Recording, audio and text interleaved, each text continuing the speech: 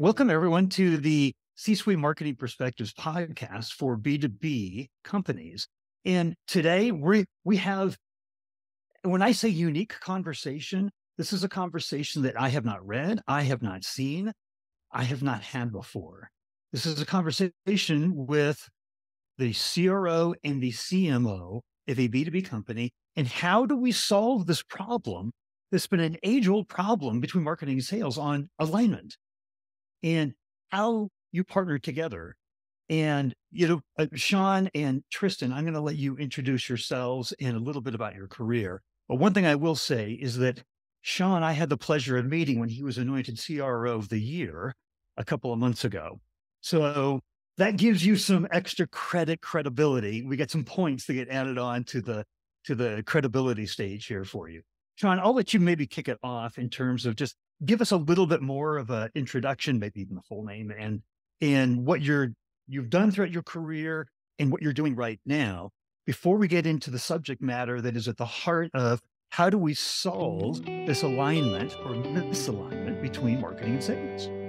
Okay. Well, thanks for that, Steve. That's right. We were both at the Sales 3.0 conference and ended up sitting together at dinner that evening. And I really enjoyed that conversation because it was about the relationship between CROs and CMOs. The speaker, oh, gosh, his name escapes me now. Steve, it might come to you. There was a wonderful speaker who did a fireside chat about the relationship between CROs and CMOs. And Warren Zeppin. Thank you. That's right. Yeah. And his perspective was, there can be only one, and the CRO is ultimately responsible for that. And if you've got a CRO and a CMO, you're going to have some conflict. And then that turned into our conversation why we're here today. So that set up for the audience there. A little bit about Wildfire first. Wildfire is a white label loyalty platform that rewards consumers with cashback and coupons when they shop online. People are often familiar with Capital One Shopping or Honey, Rakuten, that sort of thing. We do that on a white label basis for everyone who isn't those three companies. So as their CRO, my job is to fill the pipeline with those white label partners. We refer to them as partners. We'll get into that in a bit. And we have a classic B2B to C model, which is we've got a platform. You never see the Wildfire brand. We bring it to our partners. It could be a bank, FI, other types of companies, that sort of thing. And they give to their customers. We all make money. My background has been that of a serial entrepreneur. I've started some companies. Some have done well, some haven't. Tristan and I have worked together previously, started a company together previously. In fact, it's a quirk of this company's entire management team that everybody on the team has worked together in some combination in previous companies before, going back like 24 years. So I'm going to introduce Tristan Barnum now, who is our CMO, and she can do the rest. Hi, thanks. As Shawn mentioned, we've known each other a very long time. I started my career at a company called mp3.com, and out of MP3 were forged many friendships that have come back to allow us to build what I think is the dream team that we have today. And at Wildfire, I'm our CMO. And so I am responsible for not only the marketing of the Wildfire brand and getting new partners into our programs and our pipeline, but also helping those partners once they do sign. So Shawn goes and closes deals. It is also coming back to me sort of on the back end because client success rolls through me. And a big part of that is our client marketing and helping them with strategy. So once they're working with Wildfire on a white label basis, it is also my job to make sure that they are successful with it. And that is critically important because our company operates primarily on a revenue share model. So when they are successful, we are successful. And so you can tell we have to have quite a lot of alignment on how we market the business, how we sell what we have, and then how we make clients successful. And then additionally, through some quirk of also being a serial entrepreneur and having a lot of hats in my hat bag, I also run operations for us. So keeping the trains running on time and insights for our business that are actionable. So all of that stuff feeds back into marketing as well as our deals and everything else. So that is me in a nutshell. In our past conversations, I didn't put together that you were wearing 3 hats: marketing, customer success, and operations. I'm tired just thinking about that. But what I want to do is I want to start off because there's 4 or 5 key areas. You guys just touched on one, is that you trust each other. You've worked together before. So there's a level of commitment to each other and working together that you have that can be fostered, right? It's not the only way to work successfully is to work with somebody you've worked with before, right? We've all had relationships that can be reciprocal and work very well together. But there's one area that I want to talk about because this is where the conflict between marketing and sales typically happens, where typically the CRO runs sales and sales has short-term quotas. So compensation drives short-term mentality, where typically on the marketing side, yes, absolutely, we need to be very revenue-minded. We need to be focused on the short-term pipeline penetration all the way through. And then to your point, the outcomes, on the other side. But we have to have a longer-term focus. We have to build the brand and the expertise. The company's a trusted advisor, somebody that should be listened to, all of those good things that come from like thought leadership and all of that. You have figured this out, but I want to turn it over, and whoever wants to start it off, I would love to have you. But I think one of the keys, and there's many we'll get into here, one of the keys is the compensation structure that is put together and in place inside your company. Who wants to take a crack at explaining that? Let me start one step before that. Okay. So Tristan predates me at this company by about a year. And when that small team was sitting around the table saying, hey, it's about time, we need a BD guy. Who's the best BD guy in San Diego? We know that guy wasn't available. So they called me and I got the job. But the first thing that Tristan and I did was sit down and create the pipeline structure together. So this is like setting up your CRM, what those phase gates are going to be. And what we quickly realized was that where the sales process starts, prospecting, go, open a deal, put them in the top of the funnel. As that partner is moving through that pipeline, it very quickly overlaps with the client success function, because remember, our model is to partner with these companies and make them successful over the long term. And so when a deal is closed, we don't walk away. That's really just getting to the starting line. And then client success takes over to make that partner more successful. And this is why we put client success under our CMO, because the best way to help those partners be successful is to help them with marketing.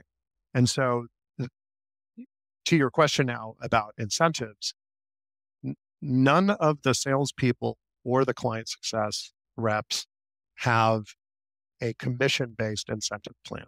In other words, what we're trying to say is we don't want to incentivize closing a volume of deals. We want to focus on closing the right deals, the ones that are going to be the most successful because it's shared risk, shared reward. So those incentives for us as individuals are very long-term based as opposed to being short-term based. I'll let Tristan talk about how she incentivizes the client success team and how marketing impacts that. Yeah. So the client success team, Shawn mentioned there's no formal structure for commissions and things like that, but we do offer bonuses for very specific when the client success team is tasked with continuing those relationships. So if marketing brings a deal sort of into the top of the funnel, we have to have set that expectation correctly for that recipient, right? We've got a visitor coming in and we want them there for the right reasons. Because if they make their way into like, all right, now we're trying to make a deal work and they were, I don't want to say misled, but they misunderstand, or there's a misalignment of what we offer and what it is they're looking for. We don't want to cram those two things together. Because what happens once they get into the BD process, yes, there are checks in there to make sure, again, we're not selling to people that are going to be not thrilled with what we have and not successful with what we have. And everyone is thrilled with money. So we want to make sure that what we're doing is helping our partners make money. But then at the tail end of that, when they finally go live with our product, that client success team is incentivized to continue to look for opportunities where they can be even more successful. So you might start off with a white label Chrome extension going live. And by the way, client success is watching your numbers grow for your mobile application. And by the way, we have a solution for that. Get that integrated so that we can double the revenue coming through this.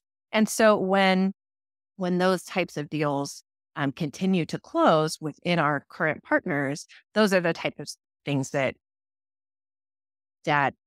my team is intrinsically motivated to like just want. We have very tenacious and intellectually curious people that want to solve these things as a puzzle, but also they are compensated for some of that as well.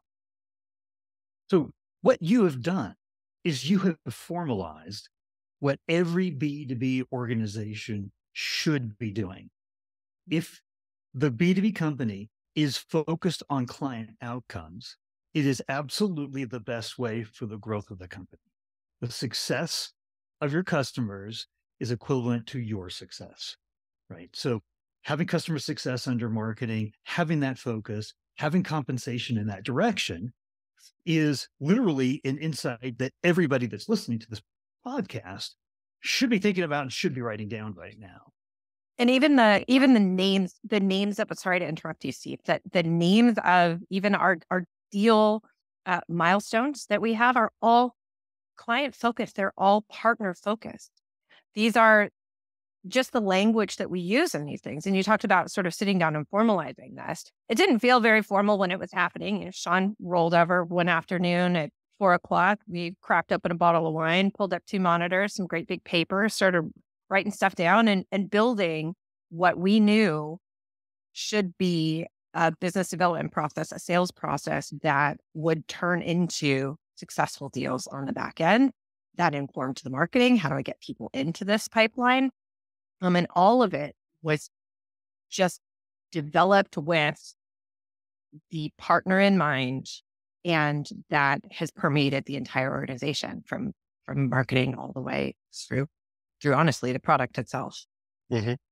Specifically, if you want to double click on what that process entails, we realized early on that we're selling to very large organizations that aren't really in the business of buying stuff, right? They might have systems and processes set up to buy a whole bunch of monitors, seat licenses of Microsoft products, that kind of thing. But they're not really set up to buy stuff. And so Tristan and I wanted to come to our process with a defined framework to buy our stuff.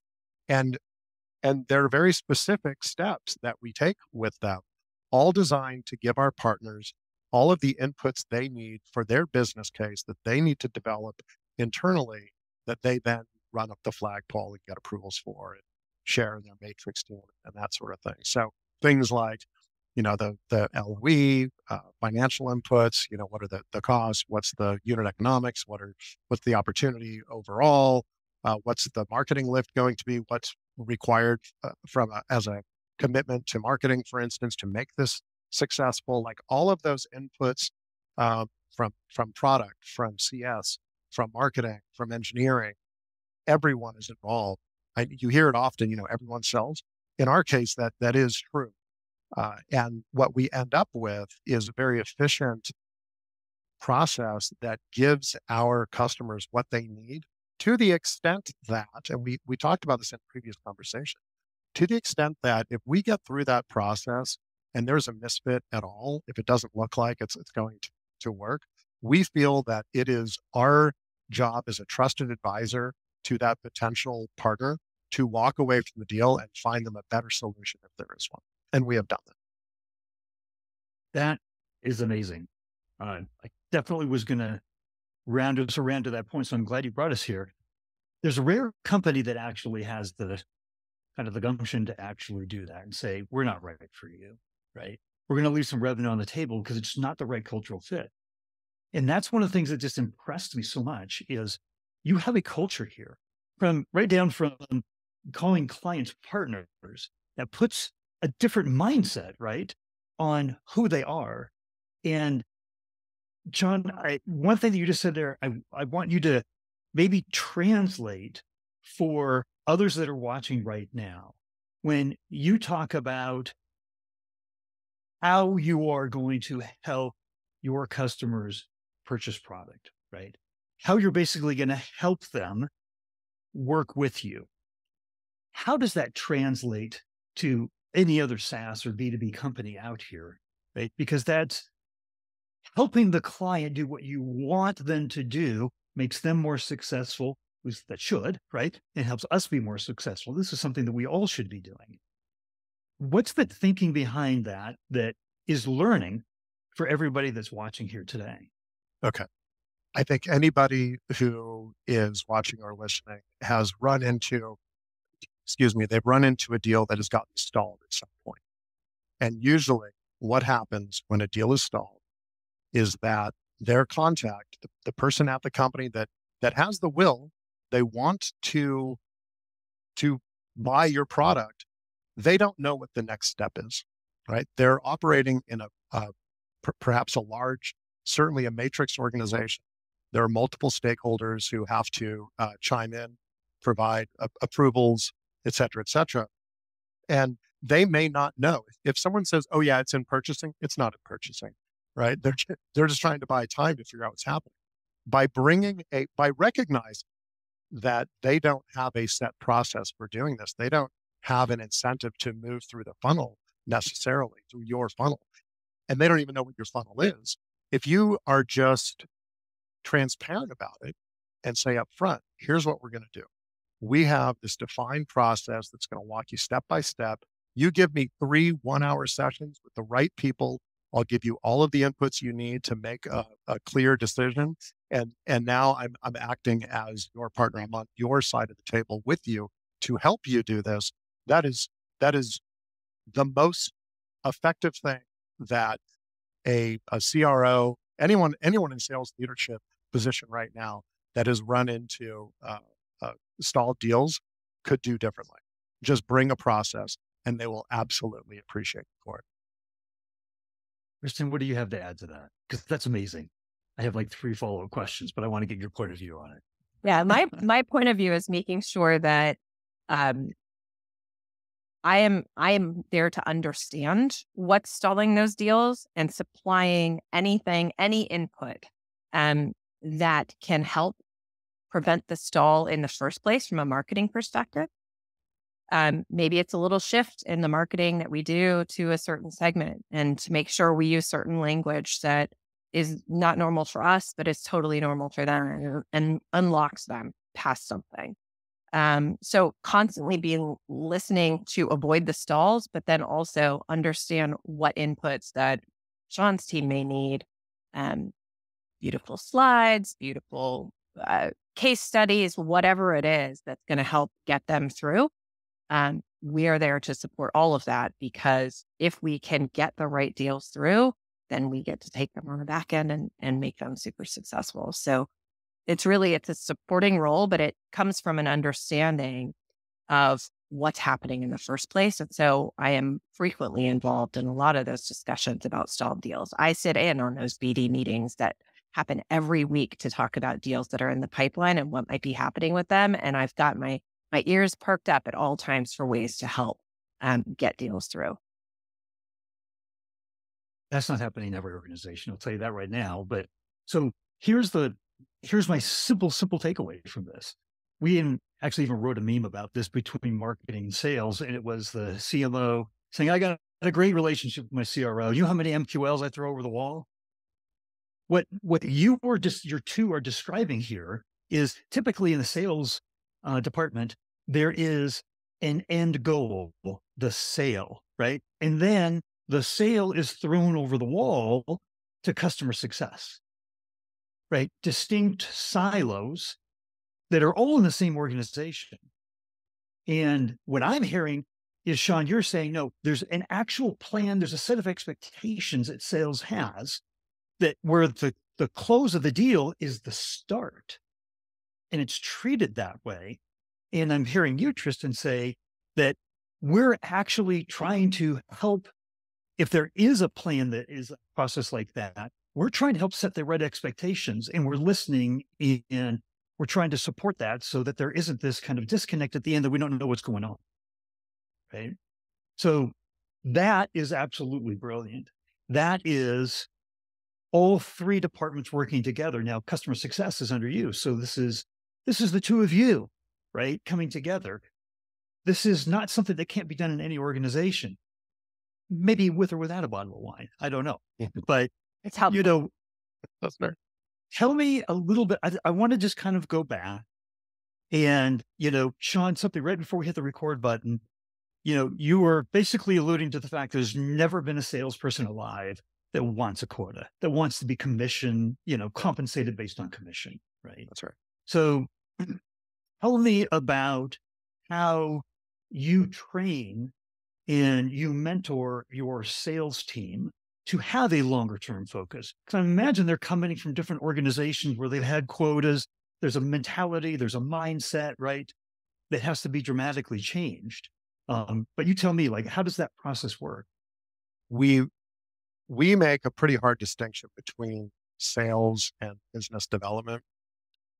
The former being, I think, more akin to what you described before, where I have a product that I'm going to sell, and once the sale is done, I walk away and someone else deals with, servicing that client in whatever capacity.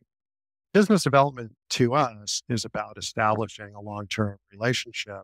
And the way that we structure the team is not just a salesperson closing a deal and then handing off to CS. In fact, we overlap those functions such that when we do get to the starting line with a partner, we stack an entire team against that deal that includes the BD person. You don't walk away. You're still part of the deal.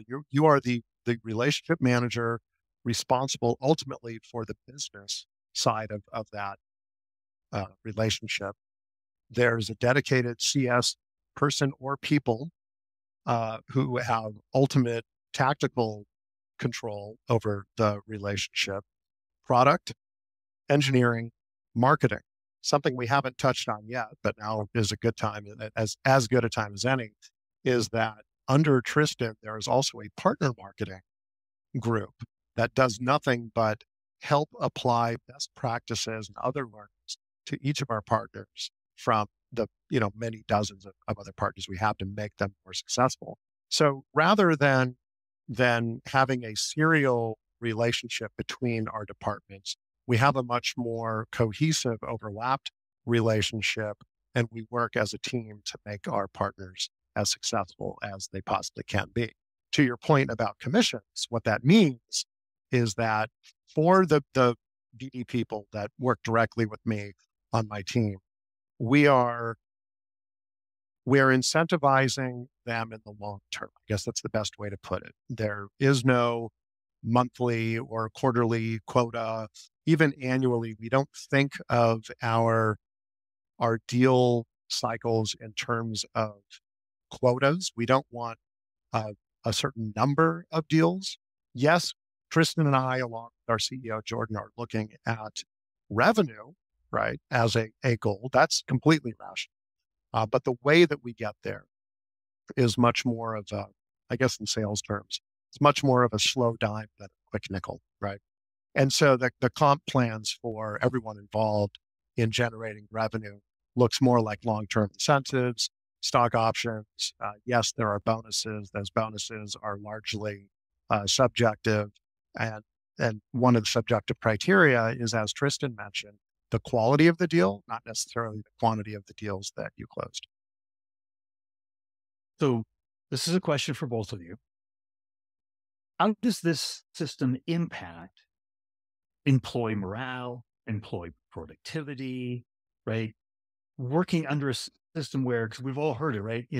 Living with a quota over your head, is a constant threat, right? Nobody enjoys that. So if you change the dynamic of how you're compensated, do you have happier teams? It's not even just about the compensation, I think. I think that our team, and I think they would be totally fine with me speaking for them. And the whole team, the company itself, we have incredible morale. We have a wonderful culture. We root for each other. We celebrate each other's successes. We have so much invested in keeping this culture as lovely as it is. Like it's one of these things that when we interview new people that we're bringing onto the company, and we have been growing a lot lately, they do a lot of asking around because that sounds a little too good to be true. And there are just fans inside the company, and I love it so much. And I think that every little decision we make, whether it's the compensation structure or the transparency between the executive team and the rest of the company, there are all kinds of things that we do that create this culture. In fact, Shawn wrote a great article about our culture recently that sort of was a highlight reel of like how we made the culture we did, because it was deliberate and it was nice to see it enumerated. But what you see is alignment between not just the CRO and the CMO, but truly within the entire organization, head of product, CEO. We have the head of engineering. All of these people come together and see the company through their own lenses, but have the same picture. And it's always surprising and delightful to me to see when we do come together as a group every 6 weeks or so. We get together in person and we give our reports about sort of what's working, what's not working, and what's next. And we're all always seeing the same thing from a different perspective. And that is what is keeping the culture, the mood, and the morale, I think, good. It is because of that alignment. It is critically important for us. So culture is something that every company wants, but it can be elusive. Let me give you some brass tacks on that to put just a framework for the audience here. We have a culture of freedom and responsibility. Not every company has that, but we tell our entire team on a periodic basis, remember that you have the freedom to do whatever it is that you want within the constraints of what we're trying to accomplish here, right? Successful clients, a growing business, like all of that is true. But that can be difficult for people who come from an oppressive organization. It's hard sometimes for them to spread their wings, but we encourage them to do so.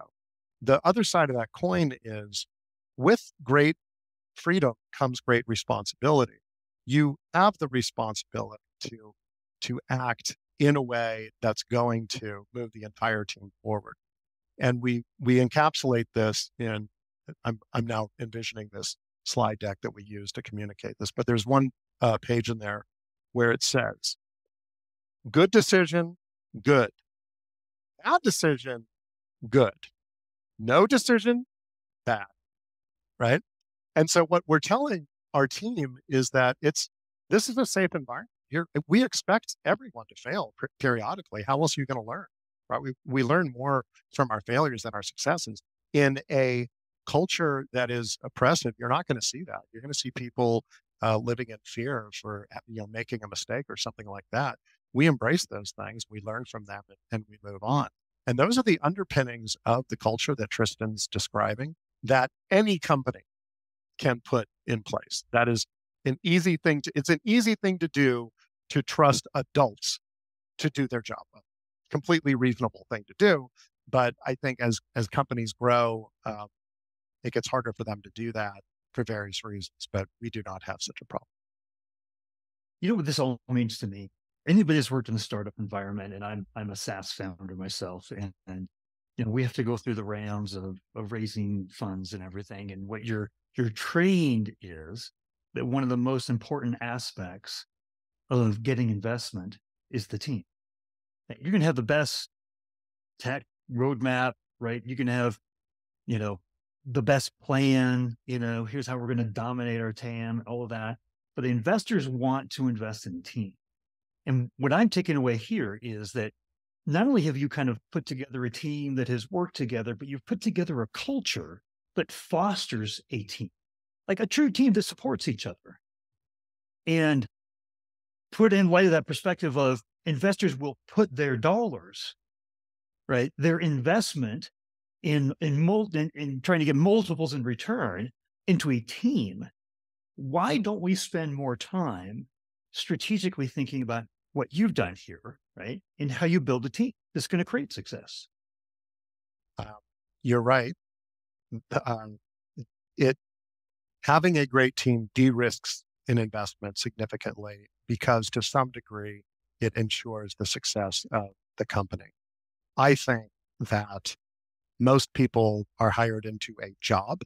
They're not hired onto a team, right? And when you discuss the bifurcation and sometimes contentious relationship between people with the letter C in their titles, CMO, CEO, CRO, that sort of thing, I think a lot of that comes from the fact that they think that they have to stay in their lane.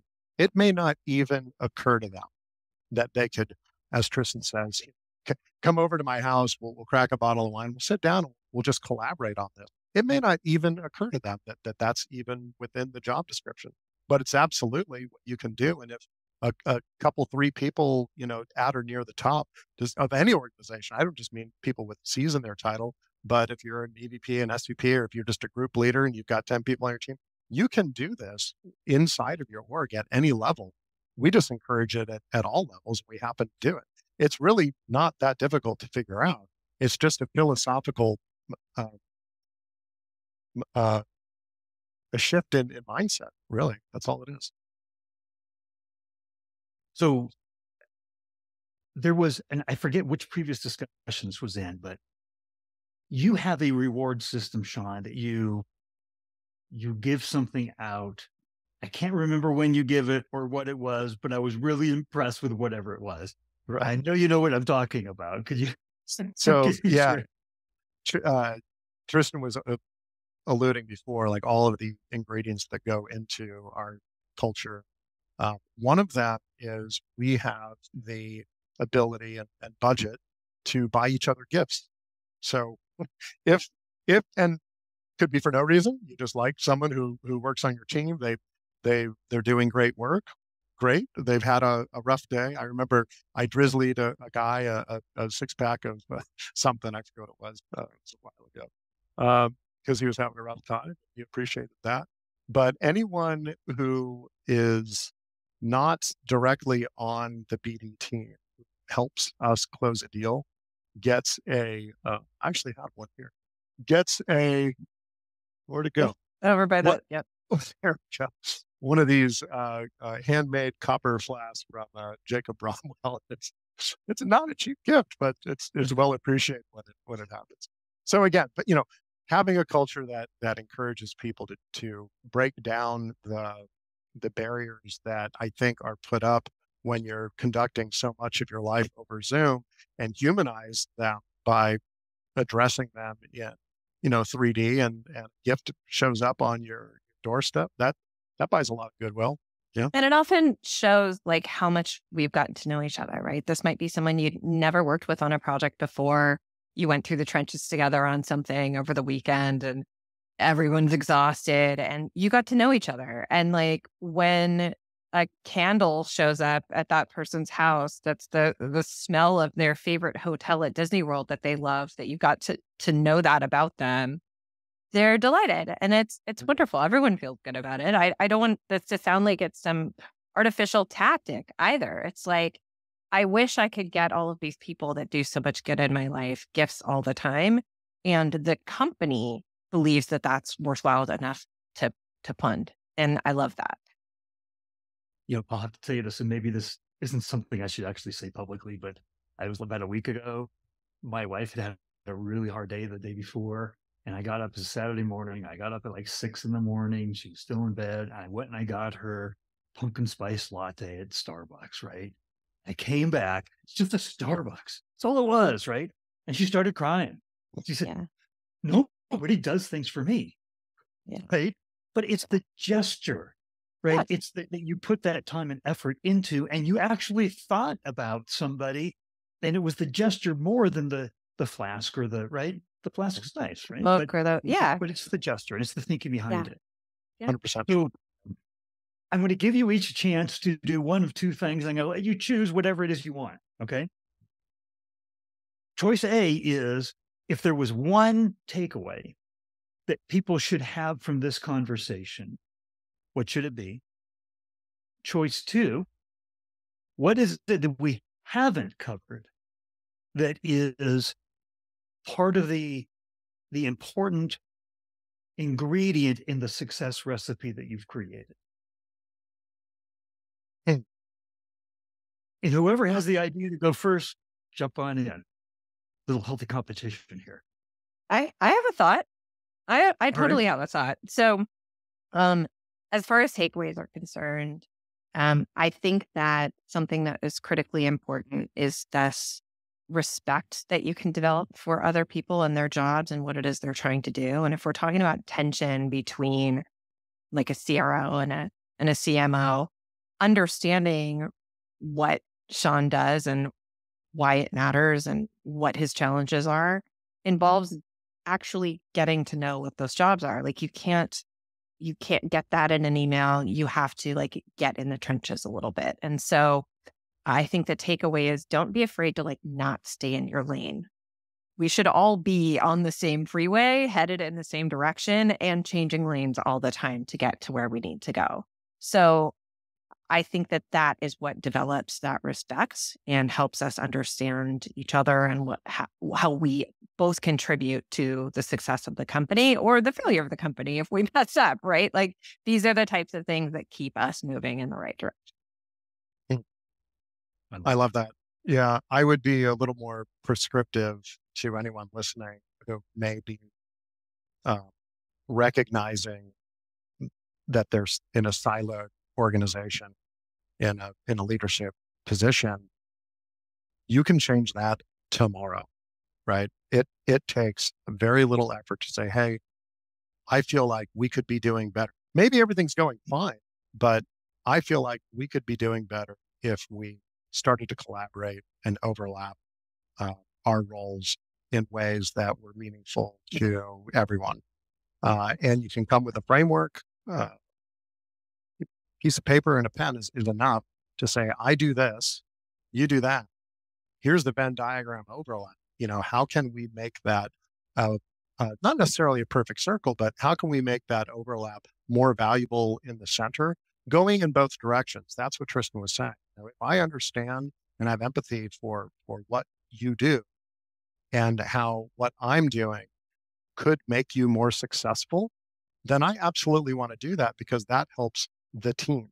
And that is probably the number one lesson that we try to teach our entire company is that there are no individual winners at our team. We're not competing individually for glory on any given uh, partner or product or whatever the case may be.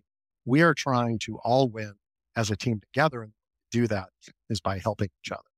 And that's what we've done. And like I said, not hard to do. You just got to be thoughtful about how you're going to do it. So I'm going to break my promise to only ask one more question, because I want people to understand from your point of view the importance of the culture, process, the way that you've put together this team, that it can be done. This can be replicated. If another team had your same technology, your same product, the same opportunity to go to the market, right? So a certain amount of the success of the company is obviously going to be rooted in your technology. how much of the success of the company that you're having, you're growing quite dramatically, or how would you just articulate everything that we've talked about here today, which none of it was about the technology, right? How much of that secret sauce we talked about today is responsible for the success of the company versus the actual technology and a whole nother team was brought in to take it forward, the traditional kind of method? Well, look, we have definitely hit product market fit, right? So for any company that is before that step, it's a little bit hard to give advice for how to get to product market fit. But if you're a company that has proven to the market that there's a need there and you're starting to go into growth mode, I would say that that's probably going to take care of itself. Like that's a product function. Get a great product guy like we've got, you're going to do fine. To answer your question, therefore, what ends up driving the success is everything else. And that is what we do. And again, I'm more of a brass tacks kind of guy. What we didn't mention yet is the way that we enforce all of this is very comfortable and casual. We have a daily stand-up by business unit. So there's, the tech guys get together, the product people get together, the CS team, BD team, like we all have a daily stand-up where everyone knows what everyone is doing that day. Then it's 10 minutes. And there's time to say, oh, wait, you're doing that? I thought we were doing that. Oh, okay, fine. Well, that's good. Okay, good to know. Let's just take this offline. We can go, figure out where. From management team perspective, the few of us get together, same thing, right after all those stand-ups, we get together, we reinforce what we're working on, what our priorities are. We set these things on a very, very granular basis. And that does a few things. Not only does it keep everyone apprised of what everyone else is doing in the most efficient way possible, but it also takes any shadows away from the corners. There's really nowhere to hide. You're sitting there in front of, your 60 other or 25 other, colleagues saying, here's what I'm doing today. You're going to do that because other people are relying on you. And it reinforces the fact that we're all in this together working as a team. We furthermore get together, like Tristan mentioned, on a periodic basis. Every 2 weeks, we have a demo day. Our tech team works in 2-week sprints. And so every other Friday, we have a display of all of the new things that have been worked on during that sprint. The whole company goes to that and understands what's going on. On alternating Fridays, we do effectively the same thing from a business point of view. So everybody understands what's happening on the business side, how the pipeline looks, what interesting things are coming down the pike, et cetera, et cetera. And that may seem like over communication, but like I said, it's actually quite casual to us. We wouldn't have it any other way. It's not overhead. It's not onerous at all. It just helps us preserve the culture of communication that we have and keeps everyone apprised of keeping of what the goal is, right? And keeping everyone moving in the same direction. Tristan, I'm going to let you have the last say here in terms of like how do you attribute, it doesn't have to be a percentage or anything, but just how do you think about the success of the company based on the secret sauce that we've been talking about here versus product market fit? Well, a lot of startups fail. And some of them, never reach product market fit, but plenty of them kind of get there and can still be crushed under competition, their own issues that are happening internally. And I think that it's maybe more than 50% of our success can certainly be attributed to the fact that we are a very functional team. We work. We work hard. We love what we do. And we are all working towards similar goals. These stand-ups that Shawn talks about, the demo days, the things that keep us in communication, it's not just about what we're doing, but why we're doing it. And so it becomes very obvious that the team understands what we're all up to. And why we're doing the things we're doing, why their work matters. It keeps people fulfilled and it keeps people engaged. It keeps people working hard. I work very hard. I work all the time, but I love it. And I think that when you have a team that doesn't feel that way, it's maybe not going to be as successful because you don't have as much skin in the game. You don't have that desire to absolutely win for the team, you know? Uh, and I think that we have done a very good job at building that team that has made this company successful. I don't think we would be nearly as successful with a different team operating it. The same technology just isn't the same in the hands of other people.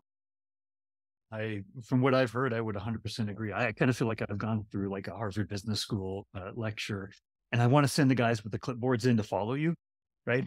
Eyebrows raised and like, oh, look at that.